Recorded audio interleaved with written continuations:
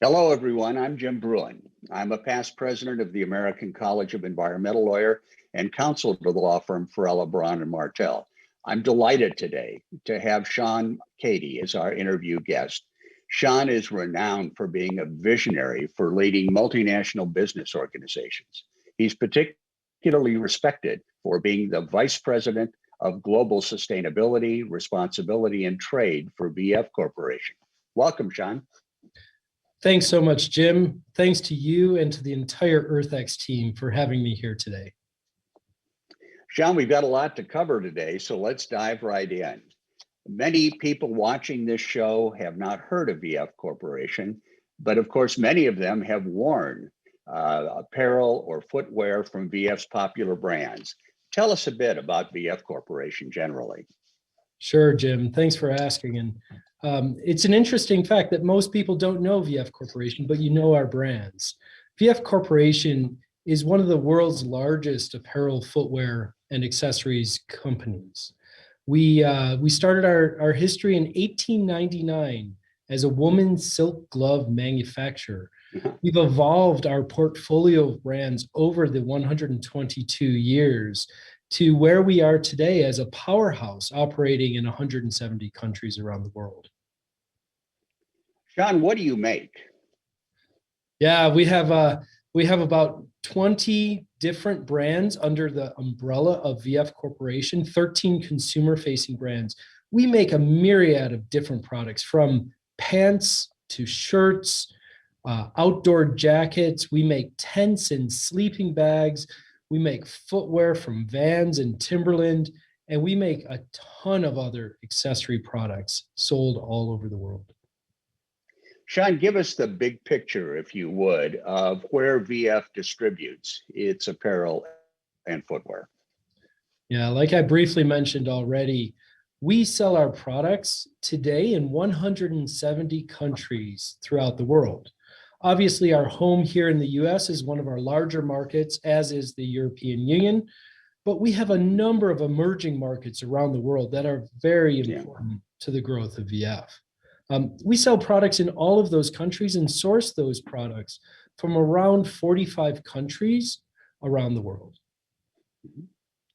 Tell us, what are VF values? What is the company's purpose?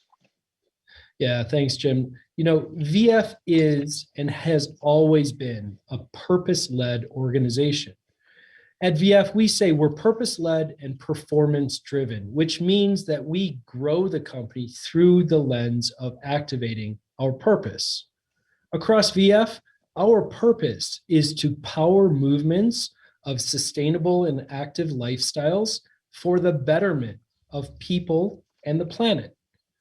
I'm super fortunate at VF to lead a team of hundreds of professionals around the world that activate each day on our purpose, creating better livelihoods for people and reducing our overall global impact on the planet. Sean, let's take a little deeper dive now. And I'd like to have you tell us a little bit more about the global distribution of VF's 13 apparel and footwear brands. Sure. Well, initially I mentioned we sell those products in 170 countries. Of our 13 consumer-facing brands, 4 of which are what we consider our large brands. That would include Timberland, Vans, The North Face, and Dickies. We also have a portfolio of emerging brands, and those emerging brands include smaller brands such as Smartwool or Icebreaker. In Europe, we have brands like Napa Puri and Eastpak. Many people on this or watching this call today have probably bought a Jansport backpack sometime in their life. We own Jansport. And so we have a broad portfolio of consumer-facing brands that operate in different regions around the world and in different product categories. One of the interesting things, we talked about VF as the enterprise being purpose-led and performance-driven. Each one of our brands has their own purpose that ladders up into the umbrella purpose of VF Corporation. And that purpose is focused on the consumers of those products in that brand. And it's aligned to engage from the heart and soul and the minds and performance of each of those consumers of the branded products. We sell those products 170 countries around the world to delight and exceed the expectations of our consumers.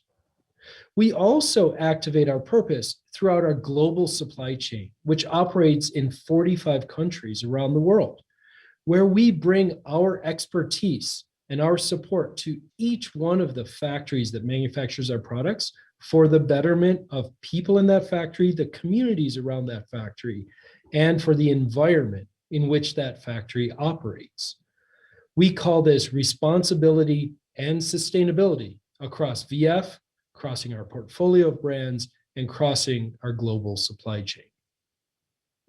Sean, I understand that VF uses its emerging brands to learn and test certain principles and techniques. Tell us about that, if you would. Of course. And it's one of the benefits of having a broad portfolio of brands that are different sizes and in different categories. Yeah. So for example, when we have a new initiative we want to try out at a brand, often we will test and learn that initiative at one of our smaller emerging brands, because we can fail fast if that new idea isn't going to work. We can adjust quickly, on the fly, agilely, with those emerging brands. And when we find the right solution that works, scale that solution quickly to other brands in our portfolio that are larger to create scale and to create the change we're hoping to see. Sean, let me turn now to your personal responsibilities and ask you how you elevate the importance of VF's global sustainability and responsibility principles to achieve the goals of your business. As I mentioned earlier, Jim, I'm fortunate to lead a team of hundreds of professionals around the world that activate against our purpose. And when we think about the purpose at VF, it's for the betterment of people and the planet. And let me tell you a little bit about people first. At VF, we have 50,000 employees at the organization. How we activate our workplaces, our culture, our benefits for the betterment of those people, obviously in scope. When we think about our global supply chain, we estimate there are 1 million factory workers in our tier 1 supply chain, and probably 5 million altogether in our extended supply chain, all the way back to the farm where maybe cotton is grown. We have an opportunity and a responsibility to create better livelihoods for all of those workers and the communities we touch through the manufacturing of our products and raw materials.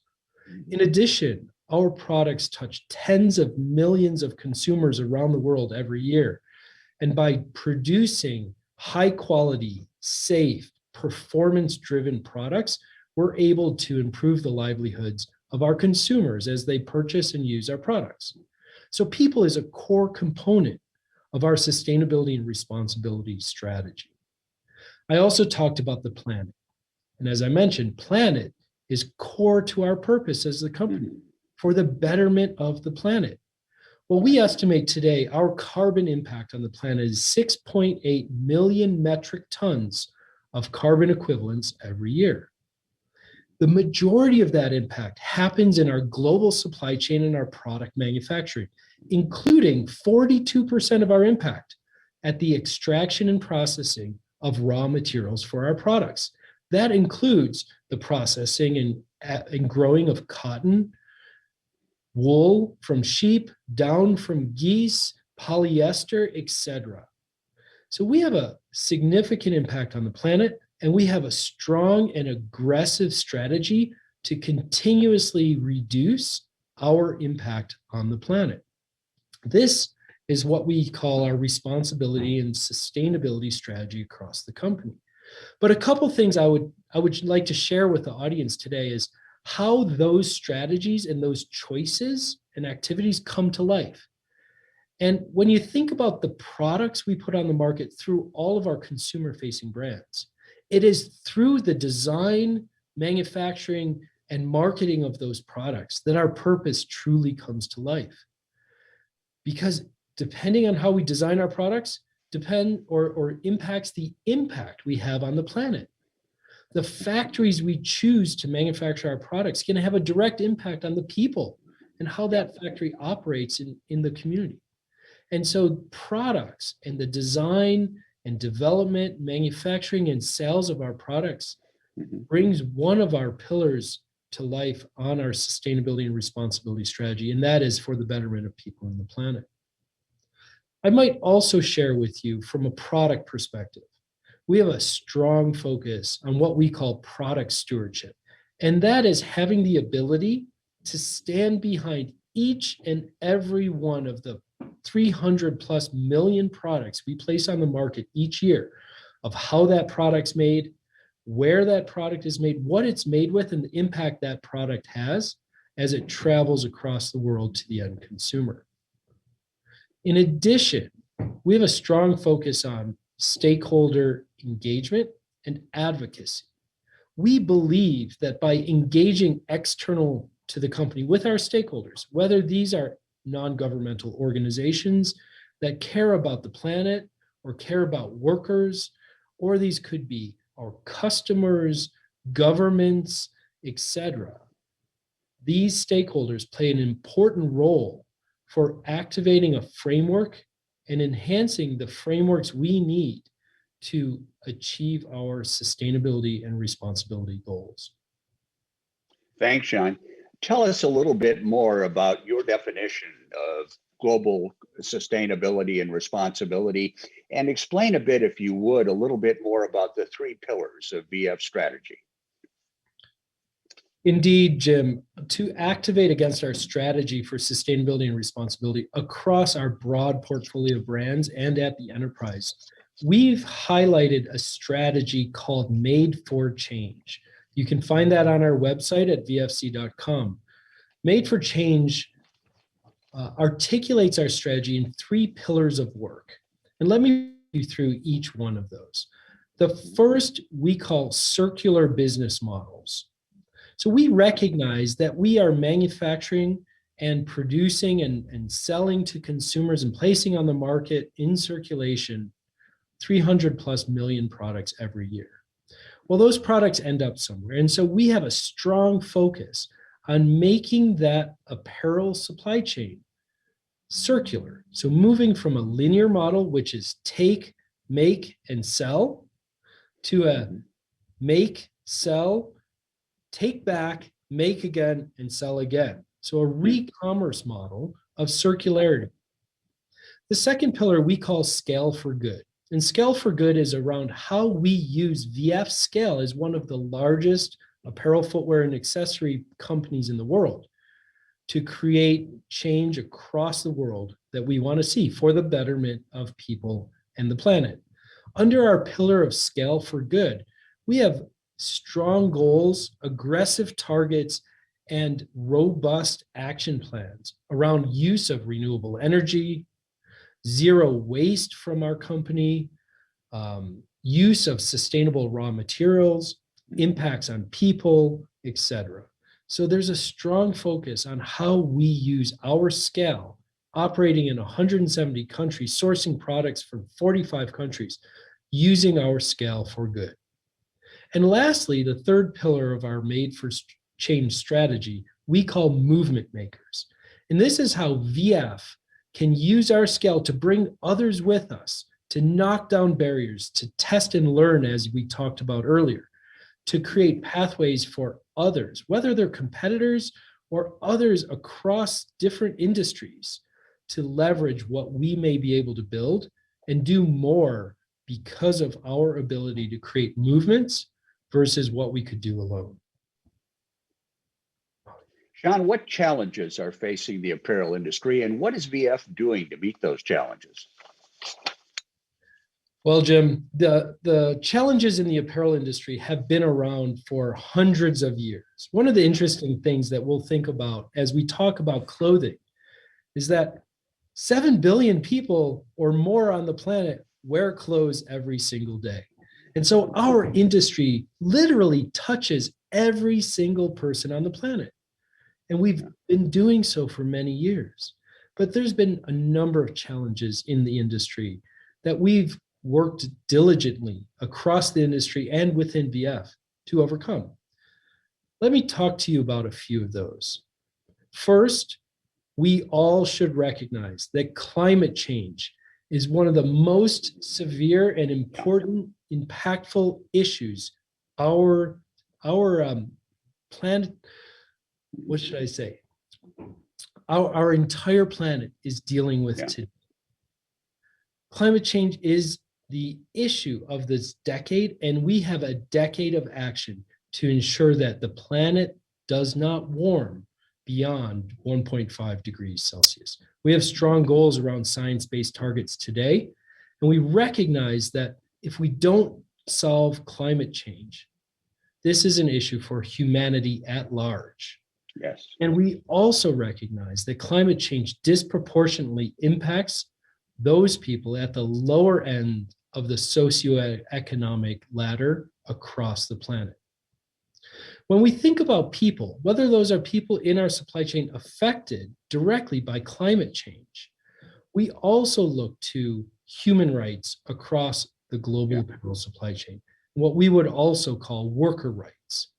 Across VF, we have a strong focus on worker rights, ensuring that every worker is treated fairly and treated with respect within the four walls of the factory in which they produce our garments. Another opportunity I would tell you that comes from recognizing a challenge is that many of apparel and footwear products today, whether at VF or at other companies, they originate in developing countries where maybe the rule of law or the community infrastructure does not support robust livelihoods. And VF has recognized that we have a direct opportunity to improve working conditions in the community and improve conditions in the community at large, which results in better performance at the factory, lower quality defects, et cetera. So we have a strong opportunity as an industry to do more for the communities in which our products are manufactured. Jim, I'm happy to answer any additional questions you may have around the challenges in our industry. Let me talk to you just quickly about the VF's role in leading the standards that it complies with. Give us just a little bit of your philosophy on how VF meets and even leads the standards that it is supposed to comply with around the globe. You know, we operate in a complex spider web of rules and regulations and legislation all over the world. At times, those laws and those regulations align, and at times they actually conflict. So as a global enterprise operating in multiple countries, our focus is to understand all the applicable laws for VF's operations within those countries, and to look to shared common denominators of laws where we can set in place one practice or one policy to enable us to operate consistently across the globe. Now, there are some outliers, of course, in different countries where we operate specifically within that country. But let me back up a little bit to something we talked about earlier, which is the products we place on the market. At VF and across our global brands, our goal is to design, develop, and manufacture one product that can be sold anywhere in the world. And we have to recognize that in many countries, product standards, quality standards, safety standards even differ. And so at VF, we look to the law first and foremost. We look to the science to tell us how to develop and design a very high quality product that meets and exceeds all the safety requirements across the world. We set in place internal standards, and those internal standards are complied with, designed into, and tested against before we send our products around the world for sales. I might share with you one area of product standards that is kind of unique to us, and an area I believe VF leads and shares some of that leadership with the industry at large. And that's what we would call our restricted substance list. And this is a list of chemical substances that are restricted or prohibited from use in the manufacturing of our products. Now, many of the viewers today may not think their clothes contain chemical substances, but you are wearing a blue shirt or a black North Face fleece for me, or maybe blue jeans today. Well, those dyes are chemical substances, and we have to recognize that in many countries around the world, specific dyes that were used historically may now be restricted from use because of new science. And so we have scientists on staff, we have chemists that look to these laws and look at the safety characteristics of water repellent chemistry, dye chemistry, etc., and ensure that our internal product standards meet and exceed not just the existing laws and existing safety standards today, but also those that we can certainly anticipate for the future.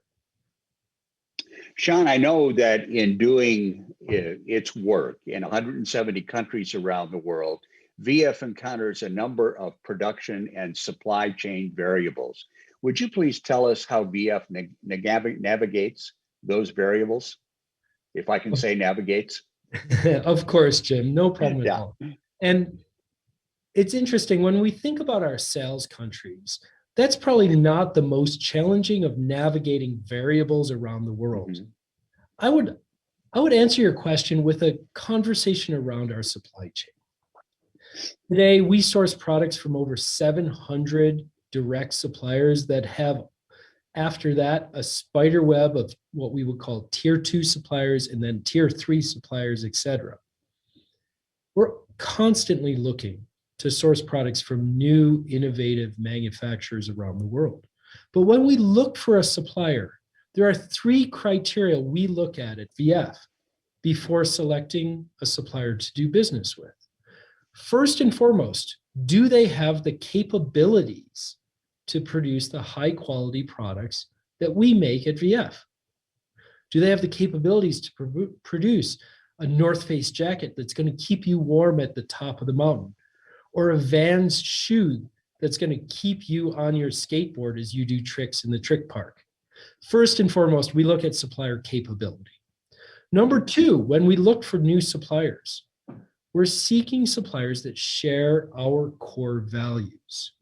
And that includes complying with our factory standards, treatment of workers, wages, working hours, environmental protection around the factory, safety within the factory. That's the second criteria we look at when we evaluate a potential new manufacturer in our supply chain. And third, of course, we will look at total landed cost. So the cost of that product.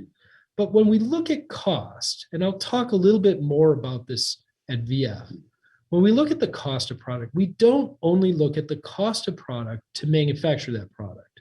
We're constantly looking at what is the total landed cost of that product in the sales country. So when we think about that, we think about the manufacturing cost, including the cost of the raw materials. Then we look at the transportation and logistics cost. And then we also look at the tariffs and duties we pay to import that product into the sales country. And maybe I'll spend a minute talking about tariffs and duties, because that is a huge variable for the apparel and footwear industries. Just in the US alone, apparel and footwear imports into the US represented 11% of all imports into the US in the year 2019. However, of all the duties paid to the US government for imports into the US, the apparel and footwear industries represented well over 50% of all duties paid in the US. Apparel and footwear industries are one of the highest tariffed industries across the world. And therefore, we're constantly looking for ways to reduce the burden on the company for paying duties and tariffs to import products. We certainly support free trade, but we only support free trade if it's fair trade. And to VF, what that means is the inclusion of labor and environmental protections in free trade agreements. designs. A great example is what happened just in the last few years in the renegotiation of NAFTA, where now what's called the USMCA, US, Mexico, Canada, America Free Trade Agreement or agreement, is now inclusive of very strong labor protections and environmental protections in all of the countries covered by that free trade agreement. Those are some of the infrastructure frameworks that we advocate for that not only reduce variability in how we run our business, but also reduces cost, enabling us to do more for the consumer. Now, do you take an open costing approach towards these variables? That's a really good question, Jim. And yes, we do. And we're one of the few companies in our space that takes this approach. And what that means for us is, as we grew up as a company now 122 years old, we grew up as a manufacturer. So we understand how to manufacture a product where we buy each and every raw material and produce a final product through labor and operations and industrial engineering.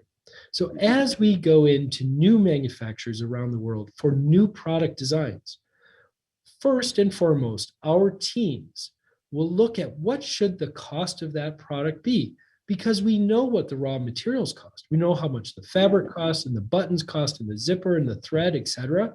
We know the logistics and transportation costs. We also know the amount of time it should take because we have the manufacturing expertise to produce that garment. And we can use that and go sit with the factory management to talk to them about how much should the product cost to manufacture, given their labor costs and given their operational costs and their overhead and the profit, because we want our manufacturing product partners to be profitable. And if for some reason our numbers don't match, we're always looking to bring our engineers to the table to help that supplier become more efficient. I'll give you a story. I walked into a factory once and I watched the fabric come in on the north end of the factory. And then I watched the fabric get cut into the panels, as we would call it, or you might say the pieces of the product.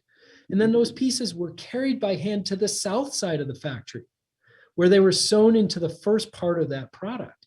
And then those additional pieces were then carried to the other side of the factory again, where the zippers and the buttons were attached, and then carried to the other side of the factory where they were packed, the quality was checked, the labels were attached, and they were packed into boxes. And our industrial engineers looked at that flow in the factory and said, we have a great opportunity to help you become more efficient. And that was to arrange the factory flow in a way that the products flowed from one end of the factory where they came in, all the way through the factory, methodically, incrementally becoming a garment until the end of the factory on the other side where they were packed and shipped. Just those small changes can have a massive effect on factory operations. John, as I'm sure you know, several European high courts and the United States Securities and Exchange Commission are holding governments and business organizations accountable if they fail to live up to their global environmental commitments. How is VF handling this development? Actually, while we're watching this development happening across the world, it is truly not very impactful to the way we operate our business. One of the core values at VF, even starting back 100 years ago, is the value of integrity, which is that we don't say we're going to do something unless we already know how we're going to achieve that. We have a saying in VF is that we do what we say, and we say only what we do.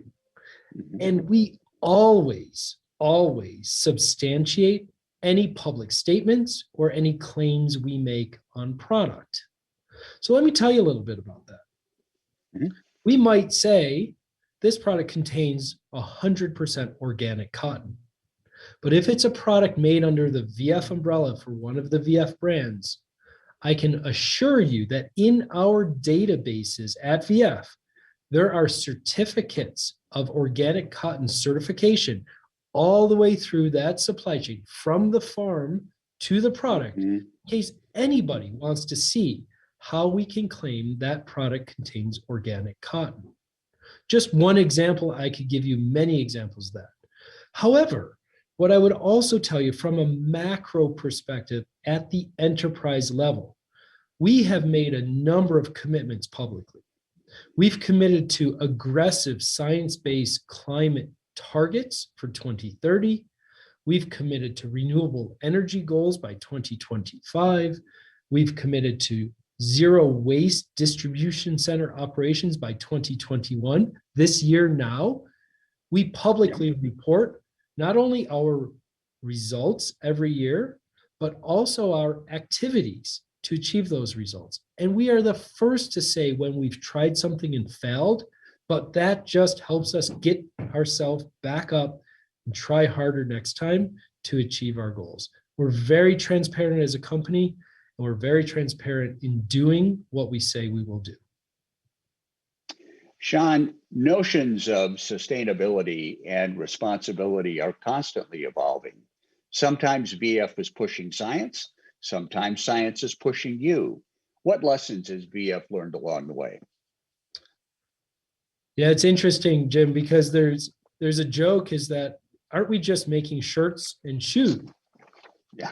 But actually, when you think about how our business operates, it's complex.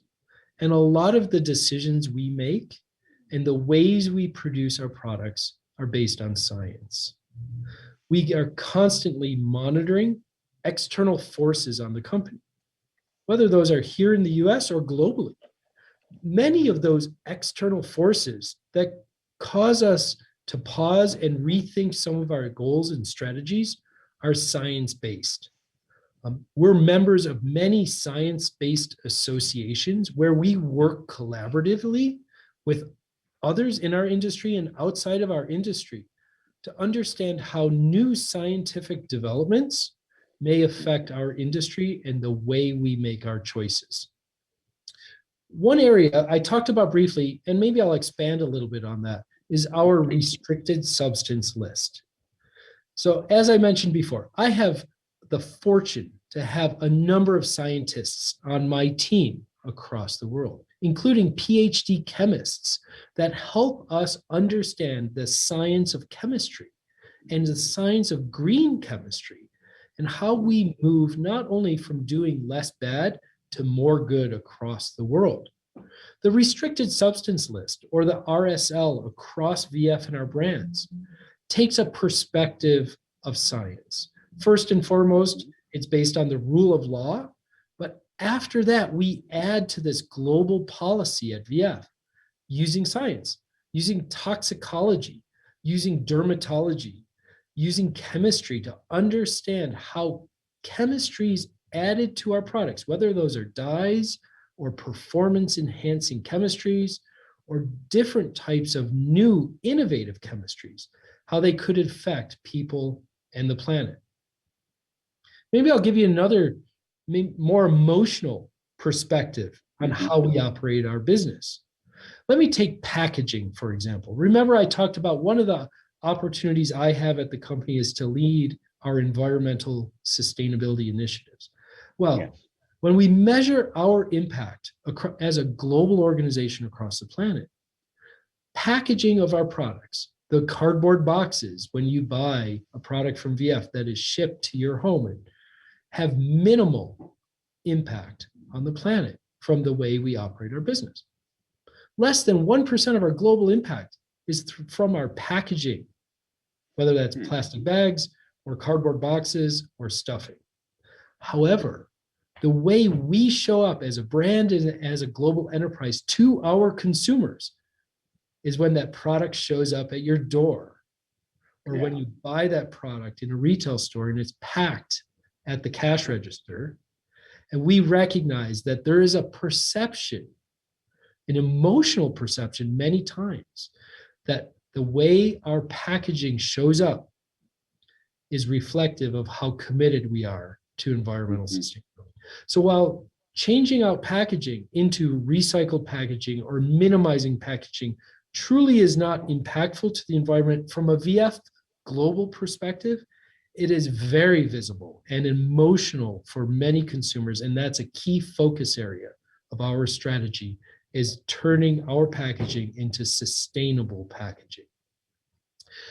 One more example I'll give you, and this is something that has been talked about often in the apparel industry, is how workers are treated across the world. Yeah. I'll give you an example of when one colleague of mine walked into a factory in a country in South Asia, and the factory was operating, humming along, 1,000 workers in the factory. And my colleague observed on the floor that one of the operators was being yelled at and berated by a line supervisor.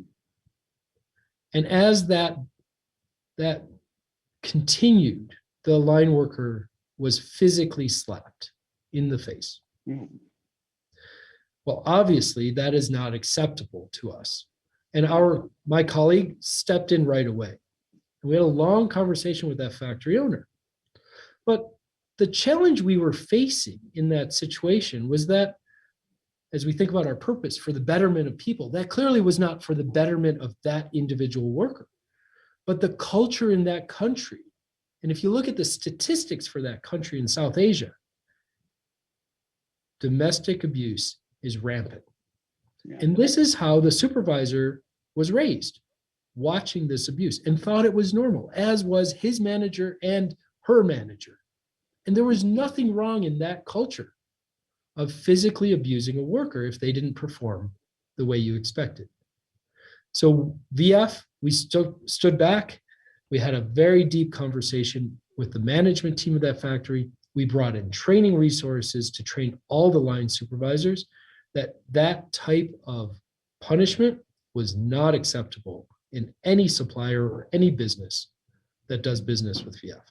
So those are values-based decisions. We do not compromise our values, but we also integrate, as I mentioned early on, science into our strategic choices and activities across the company. Sean, what innovations has VF developed in meeting its sustainability and responsibility challenges? You know, it's interesting, Jim, as I mentioned briefly, we thought we were just making shirts and shoes, but we're constantly innovating. And we're innovating processes and we're innovating products. Maybe I'll share a few with you. We talked at length about the restricted substance list, a list of chemicals that are prohibited or restricted from use in manufacturing of our product. But one of the things we recognized is that policy across VF and our brands was a policy based on what was left on the product itself. We recognized that there was an opportunity to go in earlier in the process and ensure that the chemicals that were selected for use on our products were actually compliant with the RSL that was verified when we tested the final garment. And so we innovated through partnerships with universities and non-governmental organizations and chemistry laboratories. We innovated a program called ChemIQ at VF. And this is a program where we take a very small amount, 5 milliliters of any chemical used anywhere in our process, a liquid or a powder, from a dye to a softener to a soap, and we can cheaply, cost-effectively scan that in an innovative scientific process VF developed to screen for over 600 unique substances that are restricted by law and by toxicology all over the world. So we can quickly understand if a new chemistry meets or does not meet VF's strict chemistry standards. In addition, in the recent past, we've innovated a new app for worker smartphones across the world where VF can communicate directly to workers on their smartphones, and workers have the opportunity to directly communicate to VF staff if they didn't receive their pay on time, if they were abused or not treated fairly in a factory somewhere, anywhere in the world. And they can quickly and even anonymously communicate to VF of an issue in that factory, and our teams can step in right away to correct that problem and find a sustainable solution. The other process innovation I might share with you before I talk about a few of our product innovations is one around efficiency. As I mentioned, VF started as a manufacturer. For most of our 120 years, we've been a manufacturer of products. We have that blood, the manufacturing blood. We are constantly bringing our engineering talent across the world into key partners to help them operate their factories more efficiently. By doing so, that reduces the unneeded cost in those factories and actually puts more money in the pockets of workers manufacturing our products.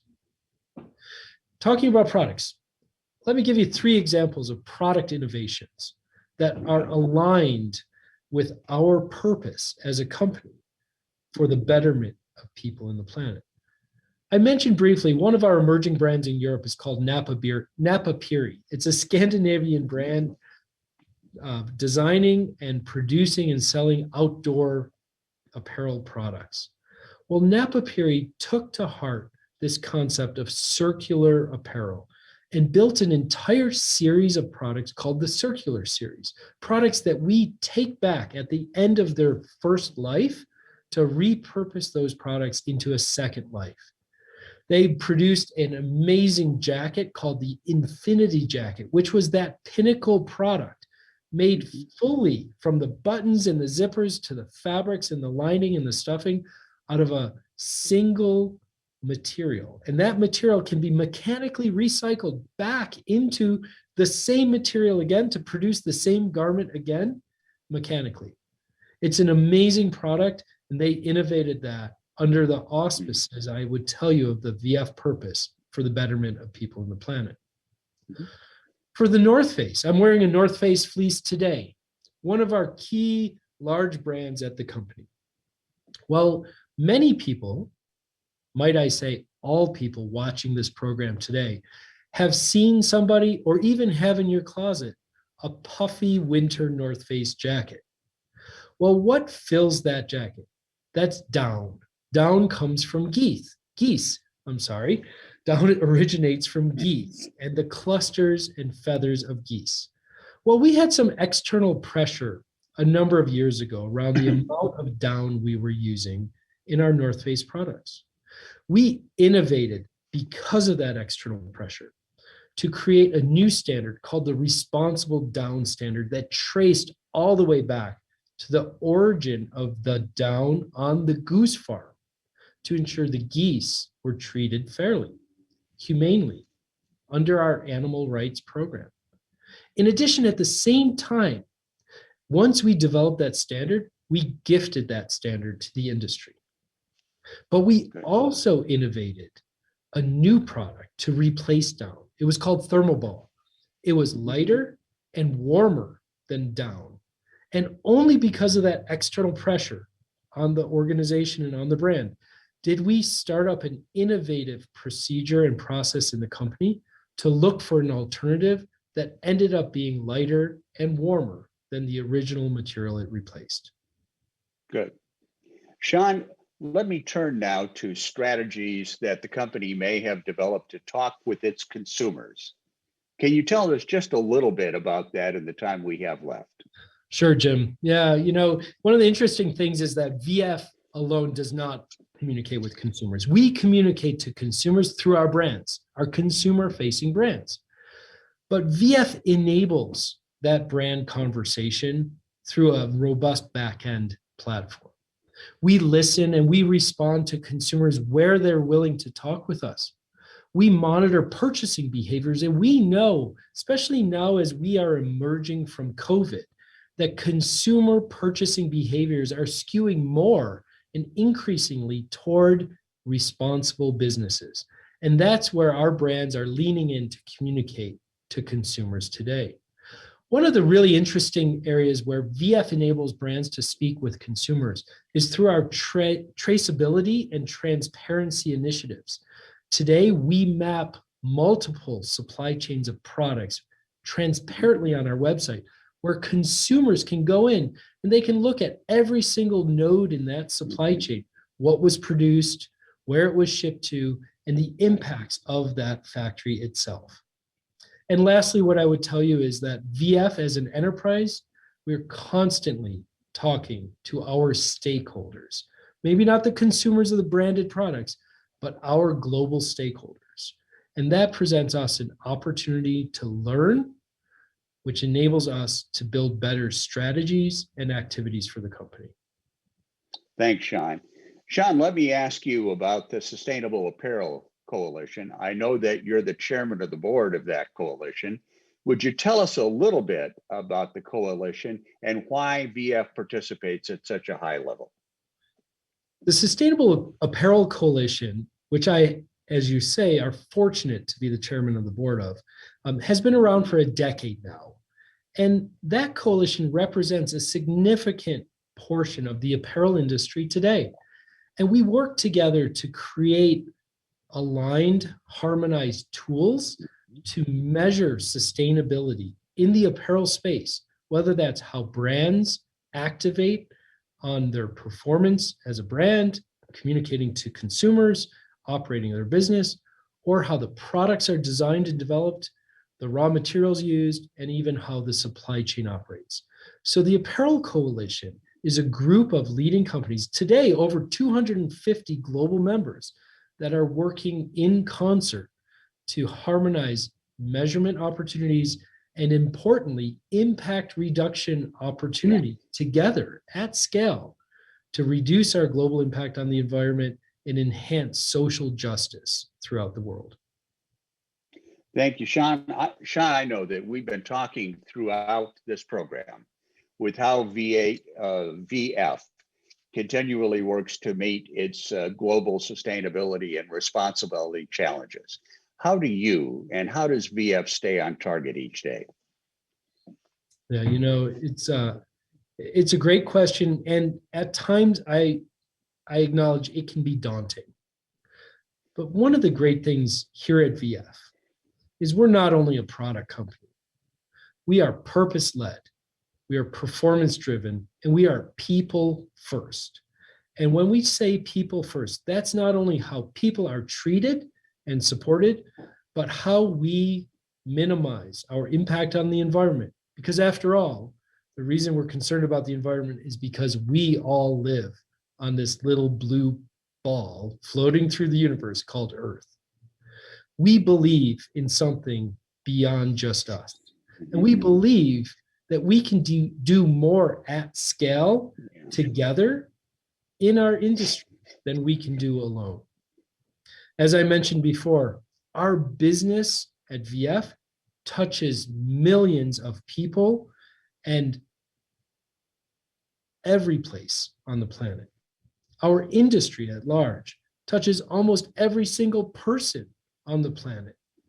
So when I get up every single day, I know that because of the work I'm doing, and I'm fortunate enough to do with my colleagues here at VF, we are able to give people a better life through our products, to give people a better life because of how we run our business and our supply chain, and do our part to not only reduce our impact on the environment, but in the future, give back to the planet.